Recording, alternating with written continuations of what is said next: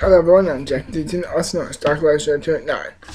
So today I saw the new X-Men movie, and I was just something here. I have read the X-Men comics, and I've seen the X-Men movies, and I'll just very quickly and summarize what I thought of those films. The first one I liked it okay, even though it's not well made. I'm sorry. There's some problems with it. The second one I remember being pretty good. There's some really good things about the second one. The third one a lot of people didn't like, but I personally really liked it because there's something that for selfish reasons I liked it. I really liked the third. Origins Wolverine. While not a terrible. I mean, it's a bad film. Like, it's really not even a good film. It's not like one of the worst movies ever. Like, it's not that bad. Um, First Class was very damn good. And 2013's The Wolverine that came out last year, I thought that one was pretty good too. Even though First Class was infinitely much better. But I'm here to talk about this movie that I saw today. Oh man, the reviews were correct. All of the positive reviews about this movie are well damn deserved. This film has fantastic casting. There's such damn good casting. It's Ian McKellen, we have Patrick Stewart, Hugh Jackman, Michael Fassbender, James McAvoy, Peter Dinklage, Halle Berry. There's a huge Jennifer Lawrence. There's a huge, big, gigantic class of actors that I love. Except Halle Berry, but can't do. But as a personal, for me personally, as an X-Men film, this is the best. This is just hands down, no comparison. This is the best X-Men film. It is so damn good. The action is so damn great. I love the way they shoot the action. It's very, very good. The comic adaptation of it was released in the 80s. Very ambitious, I will say. It's a very ambitious thought because the story in its own self is dated. But for how they make it and from a real source material POV, hats off to that team. Because they did it flawlessly. I thought this type of adaptation was unbelievably good. I really loved it. It was so impressive to me. It was very, very, very, very impressive.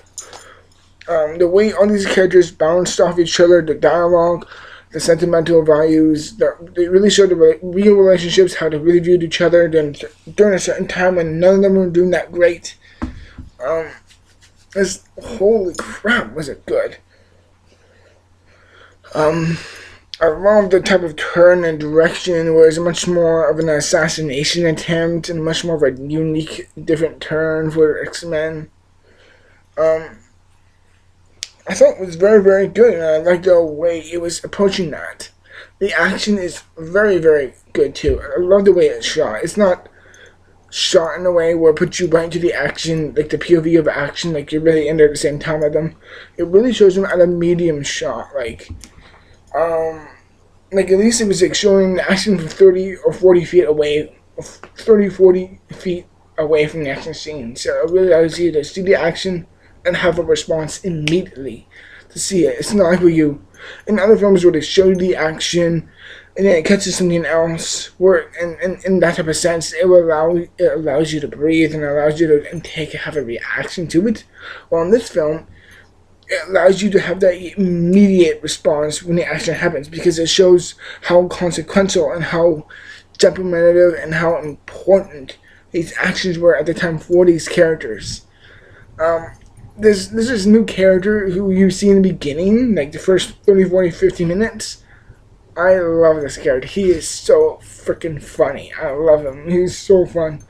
And one of my, if not my favorite moment of the film is definitely in, I think it's like the first hour, and when they are trying to break out Magneto from the Pentagon, and they're in the elevator, and they come out to like this kitchen area. And if you've seen the movie, you know precisely what I'm talking about. When they have this weird like bullet time moment, where it's bullet moment, the person who's really really fast, he's just like, okay, I know what to do, because time is standing still, and he gets to move the bullets. It's like the bullets are coming right, so he's just moving around like, all right, 1, 2, 3. Take bullets, move them aside, and take people and put themselves in a really funny position, like punch them, make themselves punch themselves, turn the guns on each other like that. It's this hysterical moments after another. It's a little fragmented, very quick, but you need to have a bit of an accurate eye, even though it does really allows you to really soak in and really intake how much of a great moment that scene was. And by the end, man, it was so fucking funny. Like, I could not stop laughing. I saw this with a very close friend of mine. After that scene, we were laughing so hard. It was just unbelievably funny, man. It was so fucking unbelievably funny. Shit. Oh my gosh. And I loved that so much. What else I really liked about this film? Not like what I loved about this film is that the idea and the intakes of this film, when it goes into these certain directions, where I love that type of focus and the type of dilemma that the film really has, is so unique. I'm sorry. I love these additional characters that they have each other. And, oh yeah, the way the film, I like how the film kind of cuts the way. Actually, I think this is a bit of a complaint for me, is that whenever it cuts towards, when they're sending Wolverine back in time, or mentally or physically, I really have no clue. Because it's been a long time since I read this comic.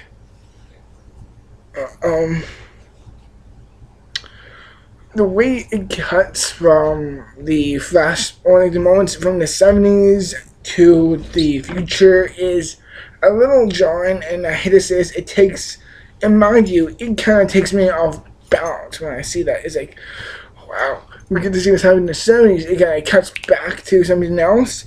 Even though I like the timing and how it cuts it towards, like, it kind of makes a bit of sense. But moments where I'm just like, cuts back to the future, I'm just like,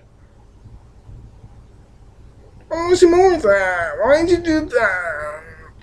Fine, I'm still enjoying the film, whatever. And, another complaint, I'm sorry, but this one was so good. That made no sense for the viewers right now. I'm sorry. But, the ending, I love. But there's a little problem with that. The ending, not like the flash forward or something, whatever it's called. Is that there's a moment.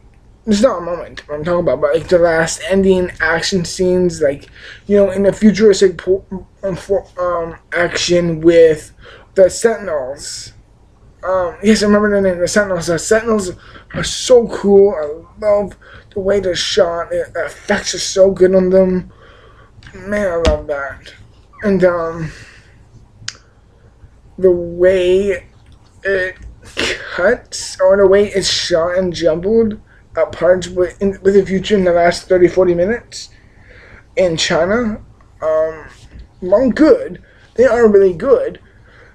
It kind of goes back to the traditional movie route. It's very shaky, and it's very blurred, and it's very fragmented, and I hate to say that. It's a little forced. I'm not so sure. No, it's not forced. I do take that back. I can take that back. My video. Also, I really like about this video. That's just my complaints, but I still have so much more I love.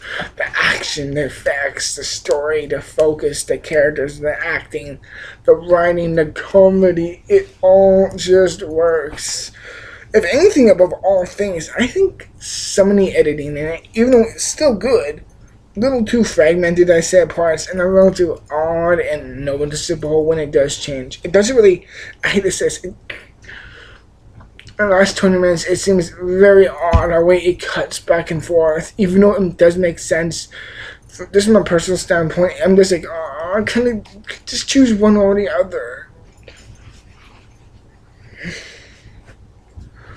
I don't know, but I'm not making that much of sense right now. I'm sorry. But,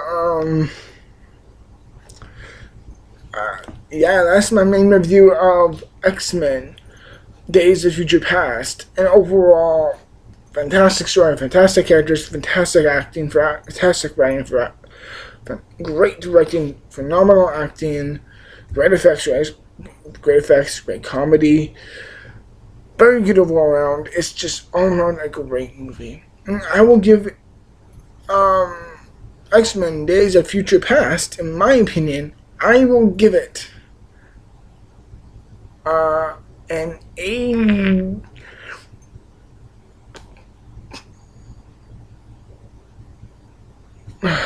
an 86, 85. I give it an 85. There's like a 10-50%. There's only like for me like a 15% of chance of it kind of moving around, and there are shots some that, in my opinion, is a bit too odd, and the ending it goes a bit too movie-ish, I'd say. But that's all I gotta say. Oh yes, and something I want to say is that this movie probably represents something so important to me. Excuse me. Why am I always burping in my videos? I just noticed that. But there's a great quote from young Magneto, and he says, "If you fall into the wrong path in your life, you can always come back. There's always redemption. There's always a way coming back to your positive self." And I'm just like, for someone like me who has faced so much inner darkness in myself, that really spoke to me, and it really made me feel just, I'm just like, I'm really sympathizing with the film right now. Really, it's a wonderful feeling. And the ending, oh man, the ending is so fucking good. It shows, about all things, you can have redemption. You have the ability to come back from any bad things you've ever done. Either it's drugs or alcohol or the wrong choices that you made, or the emotional responses you made instead of remaining calm and thinking it through, or the bad decisions you may have made in your life. It shows you can come back from making huge mistakes. You can come back from doing. There's always a second chance. You can. This film really praises that idea of you can have a second. Anyone deserves a second chance. And I love how that kind of integrates with the series, because before First Class, X-Men 3 and X-Men Origins Wolverine were technically not that great films. And it's a great comment. I love that idea, because it shows it's admitting the story, or the X-Men movies. It shows, hey, we've made mistakes, and now we're trying to fix it. Don't think we're trying to screw you. We're just trying to give ourselves another chance. We deserve another chance. We're trying to fix this, and we're praising this to you, to the audience, or you in particular can have a second chance. You deserve another chance. We all deserve another chance. That's something we almost failed. Get the phone. And that's another film. Phone with me off, but I love that idea for the film that shows that we all have redemption. We all deserve another second chance. And the way this film ends on a certain note, and I loved it. I can't talk about it because I don't want to give any spoilers right now. But man, oh man, it's so good, and the way it wraps up is wonderful. Oh, last thing I want to say is that stick around for the end of the credits because it gives you a big clue for the next X-Men movie. And if you're a big X-Men fan like me, you can tell what it is. Apocalypse. And overall, I would give X-Men Days of Future Past, in my opinion, an 85%. Yes, in my view, a little flaws here and there, but all around, yes, this film is a fantastic film. My favorite film of the year. It's the best film of the year, in my opinion, since The Lone Survivor. And I know it's been like 5 or 6 months since I just quoted that film, but I'm